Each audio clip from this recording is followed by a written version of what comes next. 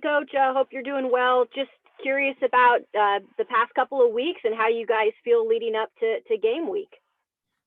Good, Kayla. A little bit unknowing, I would say, in most spots, but I think that's okay. I think there's a tendency to want to have everything figured out before you start playing, but that's not going to be the case, whether it's a pitching standpoint or position wise. And I think part of the not knowing is just because of the competition and the sameness, which is a good thing.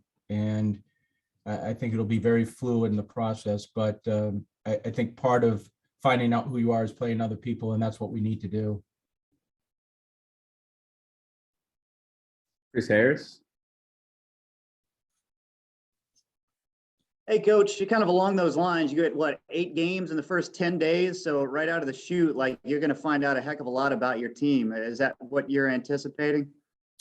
Yeah, and if you want to pitch, Chris, we can use you too, because we'll need those innings. It's a lot of innings, right? 8 games in that amount of days. So yeah, you'll find out a lot.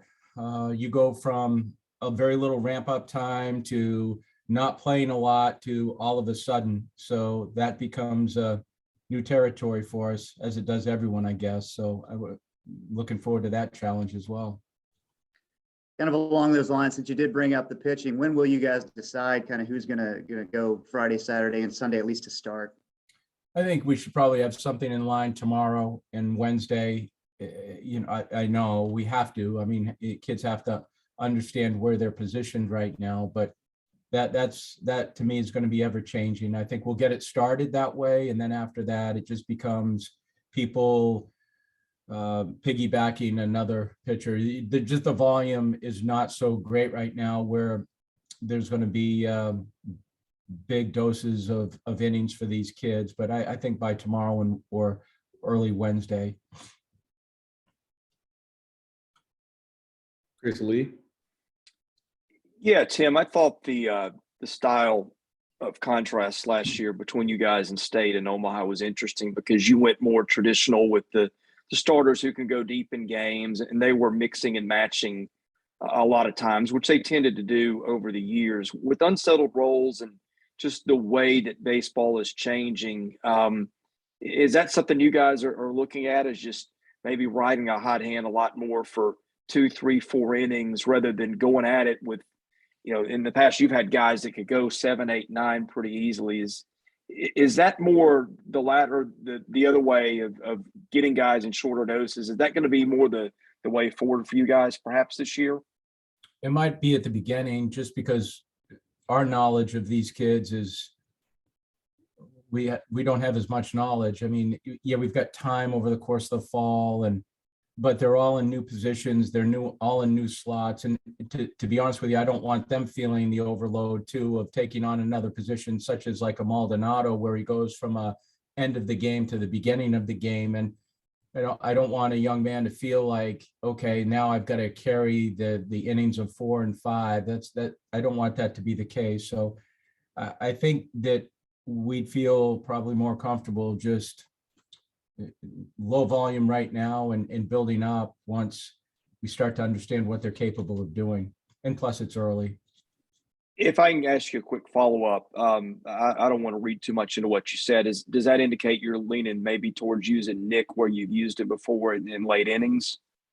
Yeah, I think we were thinking about, at least when he decided to come back to school here, because of his pitch package and what we think he's capable of doing, we wanted to put him in a more of a starter position. So he's trained in that position right now. The volume is built up, so we will likely start him. Gentry. Yeah. Hey, Tim. You mentioned it, a tendency to want to have everything figured out this time of year, and obviously, what do you look for this time of year from your team to kind of get a good idea, and are you seeing it from this team?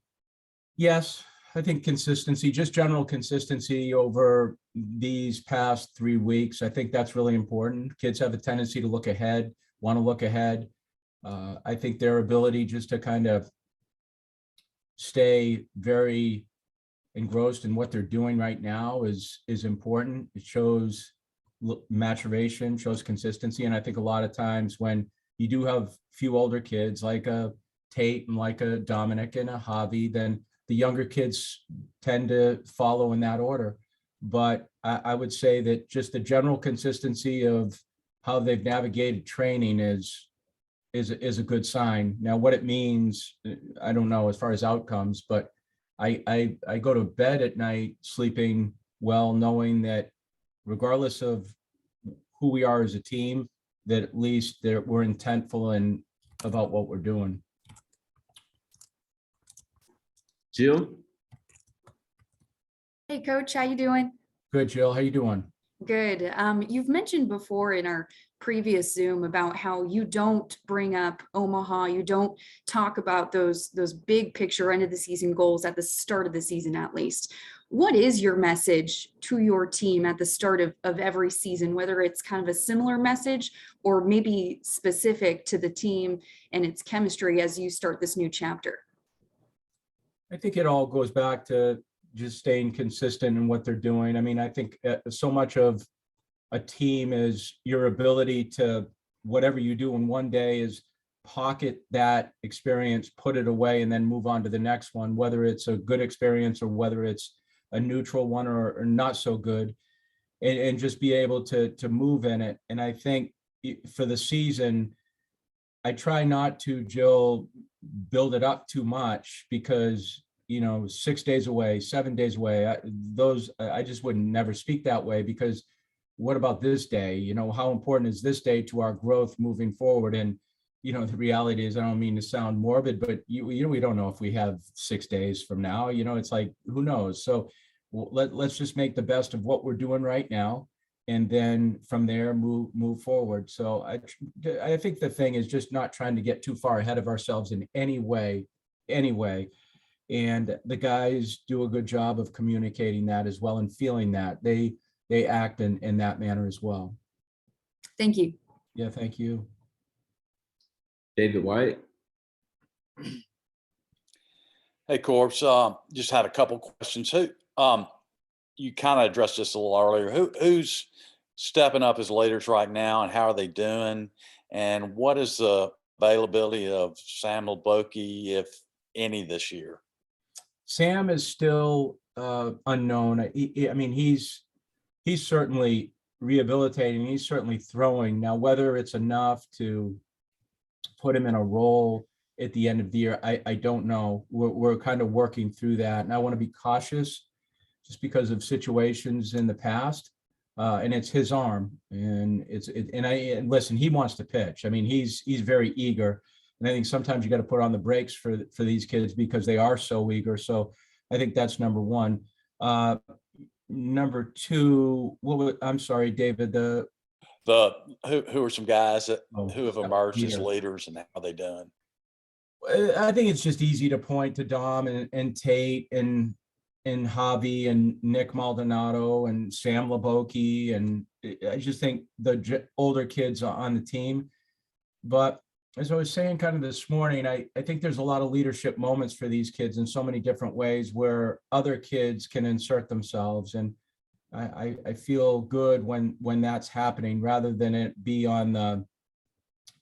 just be in the hands of 3 or 4 people who are aged differently and have more experiences. But Tate and Dom and Javi and Nick, they take a tremendous pride in just modeling and being there for the group. And I appreciate that, because that's what older brothers should do. So I think that's pretty normal out of those kids thus far. Chris Lee? Yeah, Tim, any more clarity on the right side of your infield? Well, I think it's clear to me that Tate's going to be there. What position, I don't know. We were talking about the other night, Chris. I just think you look at our first base and second base position, and I don't know if this is true of some teams, but they're very similar. I mean, we've got guys that play second base, play first that play second, and I think that's good. Whether it's Vastine, whether it's Tate, whether it's Gavin Cassis, Parker Noland, and then, Dom going from the catching position to first base position when needed. So I think right now I don't have a lot of clarity to it. It'll probably depend some on the handedness of the pitcher. And if that's the case, then I think we'll make that adjustment. I think the other thing here too, Chris, is as Gavin Cassis's health increases, I do think there's going to be opportunity for that young man. I think he's come along just real well, and I'm happy for him, because I think at some point in time he's going to give himself an opportunity to get on the field. Max. Before I ask what I was going to ask, Corbs, is Yep. Gavin coming back from an injury? Is that what you were referencing? Yeah, he injured himself up in Newport in the NECBL. He injured his knee, and he left Omaha, fired up to play, played well the first few games, and then after a week was back here getting surgery, and it did not respond well, the rehab. This is a kid who takes care of his body too and eats well, and he's privy to some information, maybe because he's got an older brother that has been through it before too, but his knee just didn't respond well, and I know he's getting very frustrated. And when he went home for Christmas, I didn't think he was he was just plain frustrated about where he was. But since that time, he's really bounced back well, and he's moving better. I wouldn't say he's not a 10, but I'd say he's moving closer to a 7 or 8 if you're going to rate him in terms of where he is. But it hasn't hindered his ability to swing the bat. He's standing in the box well, he's seeing pitches well, and he's swinging the bat pretty well. What is Vastine good at? I think being a baseball player, I just think he's one of those kids that you get him into a game, and it was almost like Austin Martin, and I'm not comparing the two, but when you saw Austin Martin in a training environment, then you saw him in a game, it was like a game twitch to him. And it was, you can tell everyone says gamer. Well, that's kind of what Vasty is. He's just that guy who gets into a game and you can tell right away that he's playing. Sometimes you can leave the park and someone can ask you a question about a kid, go, I don't remember what he did. You kind of know what Vasty's doing, because he's going to do something on the field that's going to grab your attention. But I'd say he's just a good baseball player. He does a lot of, he hasn't really swung the bat that well, but yet he does other things that make you notice him. Kayla.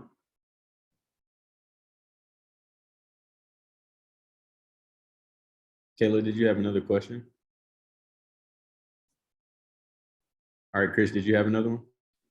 Yeah, Tim, I know it's been just an odd last 3 years for you guys, especially with COVID throwing everything into chaos a couple of years ago, and really, I guess, hurting the developmental cycle of a lot of guys you were bringing in then. But does this team and where you are in terms of position battles or depth or anything, or state of the team, is there a team that you can pick from your time here and just say this kind of feels like our situation was in whatever year past going into this year? Because this one for me is kind of hard to peg where you are in comparison with some other teams you've had. Yeah, I would say that's probably true. It's more hard to peg. I don't know if there is a comp really, Chris, because the 19 team was older. The 20 team, maybe, you had some older kids coming back. That might be the closest comparison. You had Austin Martin and Duval and Harrison Ray back, and then you had a group of younger kids. So that may be where we lie right now, but I'm not sure of that. It's really tough to put your finger on it, but we have probably more positional depth that is similar than years past.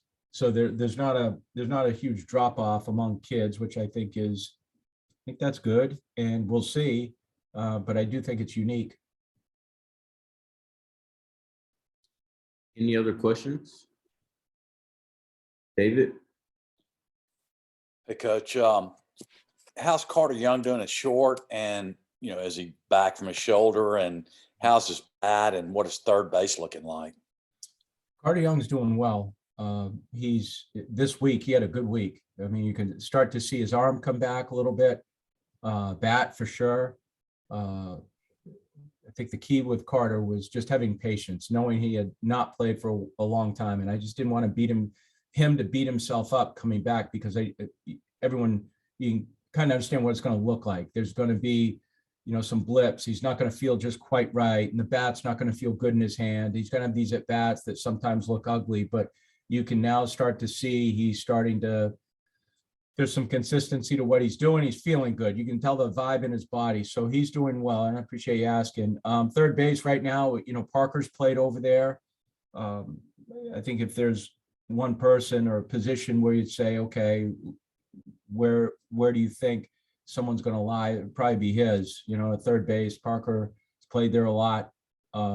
Seems to be that person right now that would stay there, barring any type of injury. So Parker's doing well too.